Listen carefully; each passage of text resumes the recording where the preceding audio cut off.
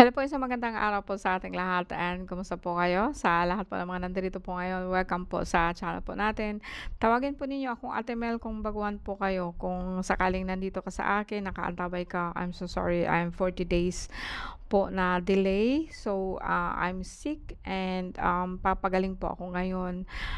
In just a few days po ako, saka lang po ako nakapag-online po sa inyo. And nasa Cancer na po tayo ngayon, no? After Gemini, no? And this is June 22 up to July 22, no? So for 1 month, no? So kung nandito po kayo sa akin, maraming salamat po guys, no? And sabay po kayo. So be reminded lang po na hindi po lahat po ng cancer ay may sakit, no? So sa lahat po ito ng mga tao po na gusto pong malaman kung ano po nangyari sa inyo, this is your tawas and this is number 5. And makisabay po kayo sa aking dasal. And after that, tingnan po natin kung ano nangyari niyo sa card. And hopefully po, makapag-pull out po tayo dito sa kabila. Depende po yan kung masyado pong yung baga nakikipag-usap po ang card ninyo. No? Kung if you need more information, so kukuha po tayo dito sa kabila po. No? So let's begin. Okay, okay. Cancel sa lahat po na nandito po sa akin. Thank you very much. And Diyos Ama makapangyarihan sa lahat, maraming salamat po sa inyo sa gabay na binigay mo sa akin, sa lakas po ng aking katawan. Maraming salamat po, no. Christate misum Christi Pater salvame, Christate misum Christi Pater salvame, Christate misum Christi Pater salvame, Pater non Deum Christum salvame, Christum igusum, Jesus Nazareno Redidius hostum Christum di pro nosotros trom, omni salvame, salva igusum. Revueltas estas tares. Okay. So, ang gawin po natin ngayon, Cancer, is like, pull out po tayo dito, no, ng kung ano po nangyari po sa inyo ngayon. And most probably in the past and in the future. And if ever nga po na medyo kailangan po natin ng additional backup, meron po tayong isa pong tarot card. Let's begin. Cancer, no? After Gemini po ito, no? This is also an emotional, like Cancer is a symbol of cup, no? Mga July, no? Sila po yung month po ng Cancer, no?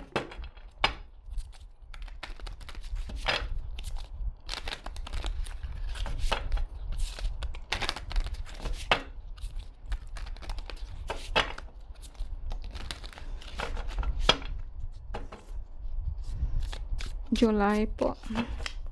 Diyos sa makapangyarihan sa lahat, nawa po ibigyan mo po ng lakas ang aking boses, lakas po ng aking katawan para po mabigyan ko po ng hustisya or katanungan, kasagutan po sa aking mga kababayan po. Cancer. June 22 hanggang July 22. So, this is your first card. Tingnan natin kung ano po nangyari po sa inyo. And pull out po tayo ng ating nakaraan. Kung ano po ang nangyari sa inyo. Immediate past po ito, no? Okay. And then,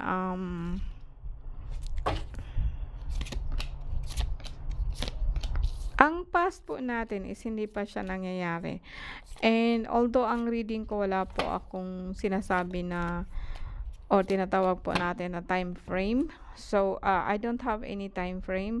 Pwede mangyari sa inyo alinman sa ito. Pero ang isip ko talaga is yung kung ano nangyari sa inyo ngayon.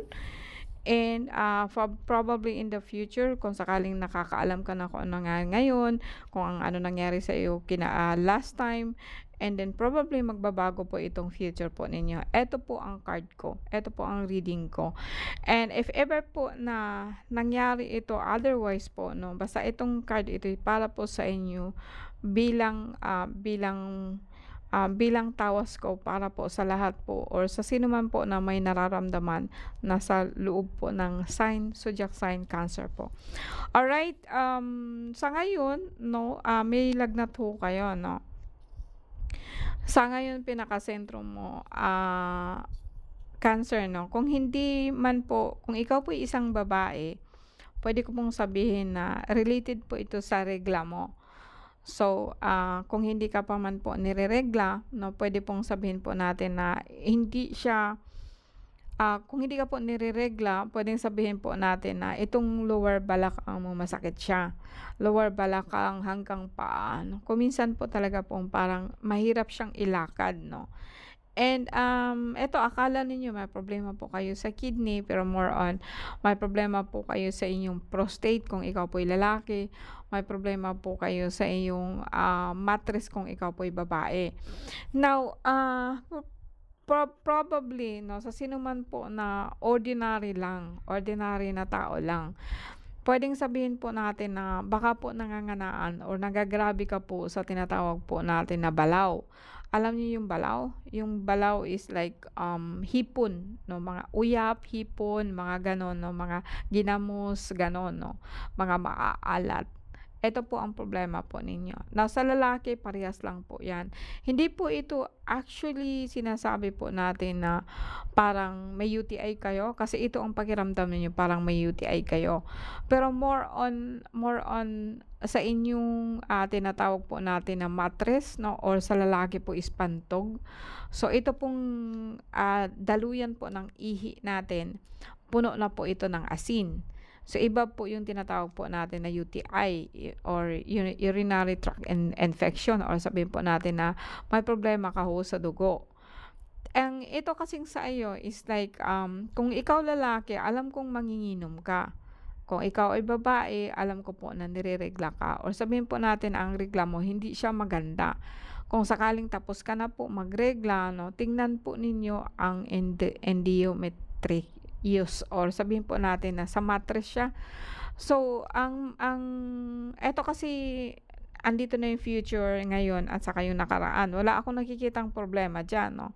So, kung baguhan man lang po ikaw, para pong ang pakiramdam mo niyan is like parang, para pong milagnat ka sa ilalim. Halimbawa nga po 3:00 ngaya or 5:00 'no, parang pahapon na nga ni po, pababa na po yung araw. Parang nilalamig ka ba, pero normal po ang katawan mo. Parang nagkakaroon ka ng panlalamig sa katawan. Tapos ang isa pang sintomas diyan is like yung parang ihi ka po ng ihi, lalo po sa gabi 'no. Kung ang lalaki, "Ay ma'am, wala man akong problema sa pag-ihi ma'am, in fact lagi nga po akong ihi ng ihi." Problema din ho 'yun. Kasi ang lalaki dapat po at least po isang beses lang po iihi sa gabi. O sabihin po natin kung maka-3, 4 ka, may problema ka po sa iyong prostate. Hindi ko sinasabi na may prostate enlargement ka na, may problema ka lang po doon. So, if I would continues this one on the right and then on the left, it's like may ngayon at yung nakaraan mo parang masakit ang paa mo 'no, parang 'pag naglalakad ka masakit siya 'no, eto, oh. Okey, tatayo lang po ako. Okey, itong dito niya 'no, eto yung mattress natin, eto yung isang, kasi sa babae dalawa 'di ba? 'No, sa lalaki po talaga isa lang itong dito na part 'no. Now, kung mahilig ka sa tinatawag po nating hipon, puwede po 'yan buka o puwede po natin sabihin pong namaga 'no. Hindi pa po 'yan tinatawag natin na ano, hindi pa po 'yan, ah, prostate 'no. Kasi ang gusto ko lang ipaano sa inyo, ang card po kasi puwede pong advance po siya hanggang sa material na siya 'no. Eto mga sistema lang po ito, or sabihin po natin po na mga symptoms na kung saan puwedeng mauwi sa gano'n. And talaga pong mauuwi siya sa gano'n kapagka hindi po kayo nag-iingat. Now etong tinatawag ko dito kasi yung nakaraan mo, andiyan na po yung minsan po bloated ang pakiramdam niyo, yung kumakain kayo pero hindi po basta-basta, kumakain kayo pero hindi basta-basta nag-o-okey ang pakiramdam ninyo 'no. And, laging masakit ang iyong katawan, kaso-kasuan 'no. Pero may isang deepest problem po ako dito na sa nakaraan niyo, is just like parang, ikaw kasi guys sa ngayon po 'no, may problema ka po actually po sa lupa. And, hindi po sabihin po natin, "Ma'am, wala man akong problema sa lupa." Nakaarkila ka man siya o hindi, nasa lupa ka po nakatira. 'no, maliban na lamang kung sa ibabaw ka ng kahoy. Puwedeng gano'n. Pero kung nasa lupa ka, sabihin ninyong wala kayong problema, ma'am, hindi lang po ikaw ang involved dito. Marami po kayong involved po sa isang pamilya. And, kaya nga po masabi po natin na marahil siguro nakita ninyo istrikta ako, dahil nga po sa isang pamilya kasi dapat po talaga bawat isa po sa atin is concerned, 'no. I know I'm talking about this like sira ulo or sabihin po nating sirang plaka po ako. Pero sa isang pamilya kasi dapat marami kayo ang tumutulong para po kumita kayo. Hindi lang po yung ikaw kunin mo lahat kasi mali po 'yun. Hindi ka po magtatagal do'n, 'no? And I'm saying this fact only dahil gusto ko pong kahit papaano po is magkaroon po kayo ng kalinawan sa isip, 'no?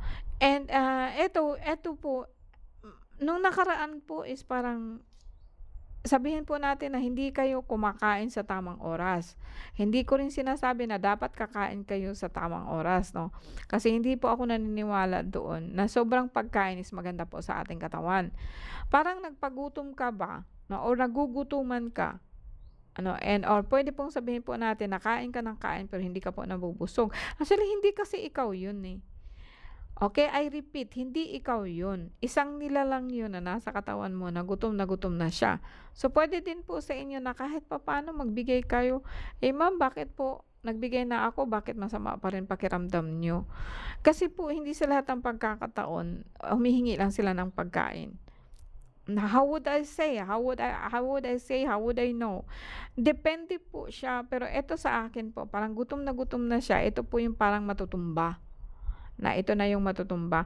Pero in the future kasi dahil po nagkaroon kayo ng problema din po talaga sa inyong mattress or sabihin po natin sa inyong, pantog, puwedeng sabihin po natin na bumaba po ang pulang dugo niyo, 'no. As I mentioned before, wala kayong UTI, may problema kayo sa mattress, may problema po kayo sa inyong pag-ihi, 'no.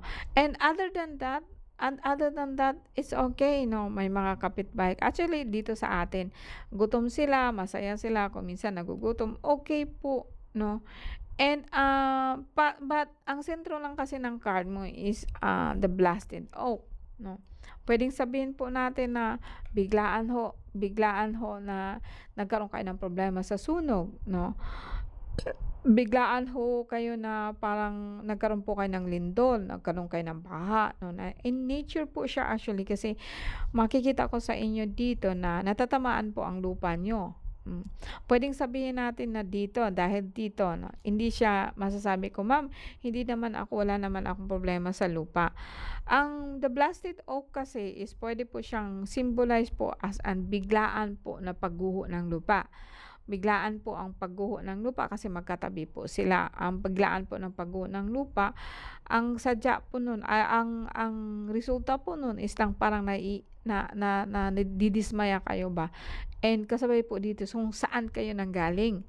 So, this one, maybe at that time nung sinabi ko sa inyo na dati mabait sila, masaya sila. Sa ngayon po kasi na nagkaroon kayo ng problema dun sa lupa, marami po ang nagugutom kaya apektado po kayo. Pero hindi ibig sabihin na kayo 'to. I just let you know na kung sakasakali po may nangyari po sa inyo o sakasakali pong may nangyari po sa kung nasaan ho kayo, puwede po ninyong isipin po na magbigay kayo ng pagkain sa isip lang, 'no, yung isang tray, ilaga ninyo pagkatapos ibigay po ninyo sa kanila. Sa isip lang yun, pero actually it worked, ano, na hindi po kayo masyadong apektado doon po sa pagsakit po ng inyong balakang at saka sa paa, 'no, lalo na po sa tuhod. Then in the future mo, etong future mo I think okay na po, wala na po ako dito nakikita na ano.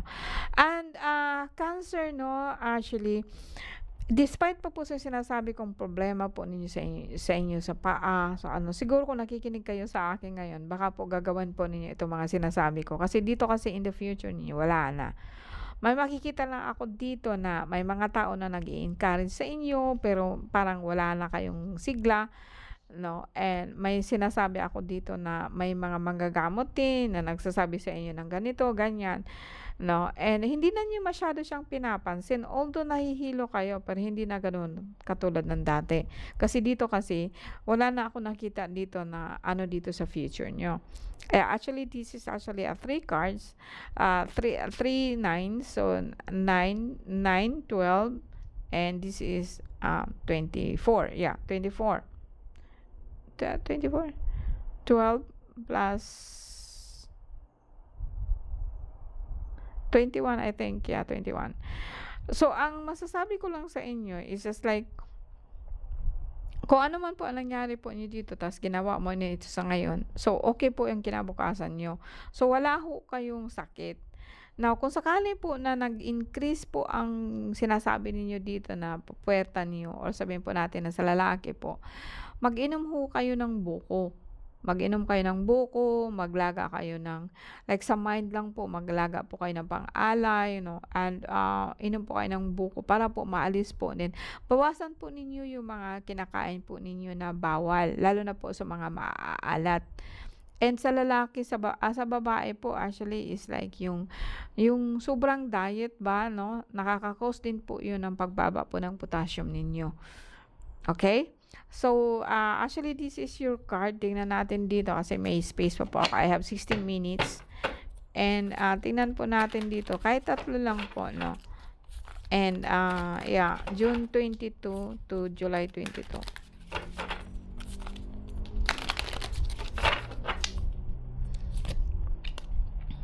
Justice and 9 of Pentacles, 8 of... Well, dito sa card po natin, no? Okay? So, actually, this is justice, no? Kung titingnan mo to, parang, kumbaga sa akin, nasa sa iyo yan. Nasa sa iyo kung paano mo ibabalance, paano mo titimbangin, ang lahat po ng nasa sa iyo. No, ang lahat po ng nasa kamay mo, nasa sa iyo yun kung paano mo siya padadaanin, no? So, sinabi ko nga sa inyo, kung mag-alay po kayo, thank you very much, na mababawasan po yung trabaho ko. And mag-okay kayo. Mag-okay kayo, magwawagi kayo. Ang dito naman po is 9 of Pentacles. This is a good sign. And actually parang kumbaga sa akin lahat po ng gustuhin mo makukuha mo siya. And pangalawa na po itong 6 of cups, no. So ito guys, no, pag gagawin niyo itong ganito, masasabi ko lang po na well, nasa sa iyo kung anong gagawin mo. Balanse siya, that's justice, no? Nasa sa iyo 'yon. Ang justice po natin is wala po doon sa kamay ng iba, nasa sa iyo 'yon, nasa kamay mo. And then, actually, kung minsan po, parang sa mga dati po nating mga kamag-anak po na hindi na po tayo nagkikibuan, magiging okay na rin po kayo lahat. And then, a 9 of Pentacles, happy ending na 9 of Pentacles is lalabas po siyang 9 of Pentacles po, no. Lalabas po siya dito na coins, no. And this one is a butterfly. Kumbaga alignment po siya, no. Wala pa ako nakita ditong disruption, wala pa ako nakita ditong mga hangin, no. So, naka-align po siya, no. Lumilipad po yung kung anong gusto niyo sa buhay. So, congratulations Cancer po, no. Makikita ko talaga dito na okay kayo. And kung susundin niyo yung sinasabi ko, madali lang po ito. Hindi po talaga kayo masasabi na meron po kayong prostate in a long run. And or sabihin po natin meron kayong problema sa regla. Kung sakaling maga siya ngayon, sinabi ko na po sa inyo paano siya palulupusin and paano po siya na parang mawala po sa katawan po ninyo ba. Okay, thank you very much po guys, no, and have a good evening po.